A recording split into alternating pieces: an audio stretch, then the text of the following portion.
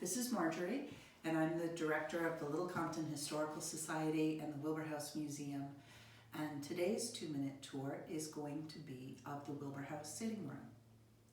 This portion of the house was added by the Wilbur family around 1748, probably when a new daughter-in-law was about to join the house, and the Wilburs realized that their 2.5-room Rhode Island stone ender just wasn't going to be big enough to hold the growing family. So around that time, the Wilburs more than doubled the size of the house, and this eastern portion of the house, or pardon me, this western portion of the house was the new piece.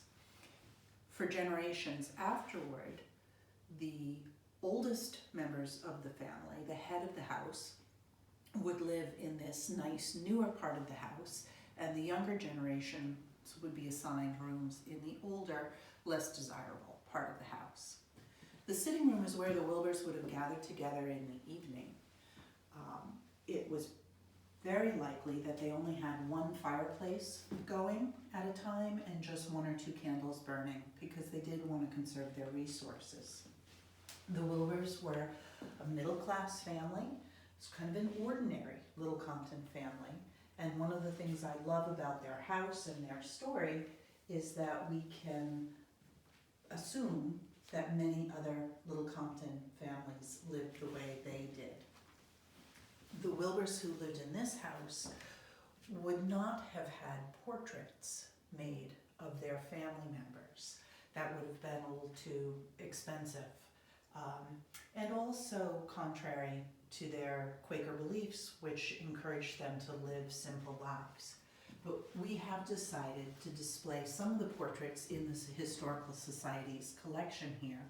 And these are Little Compton portraits of Little Compton people. My favorite is of this little guy, John.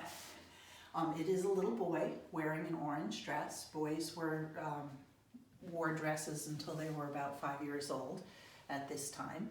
And his necklace is made of coral, which was a good luck charm for young children. The Historical Society purchased this painting from the Simmons family, who told us that this was a baby portrait of John Simmons, the founder of Simmons College for Women in Boston. We've learned since then from a portrait expert that it really can't be John Simmons, because his birth date just doesn't match the style of portraiture we see here. This was probably done by an itinerant painter, someone who would drive from house to house in their carriage. The background of the painting was probably done back in the artist's studio, maybe even by apprentices. And then the painter would put your child's face on the body in the painting. And if you look at this painting, you can see that the face is really done rather nicely, while the body is pretty crudely done.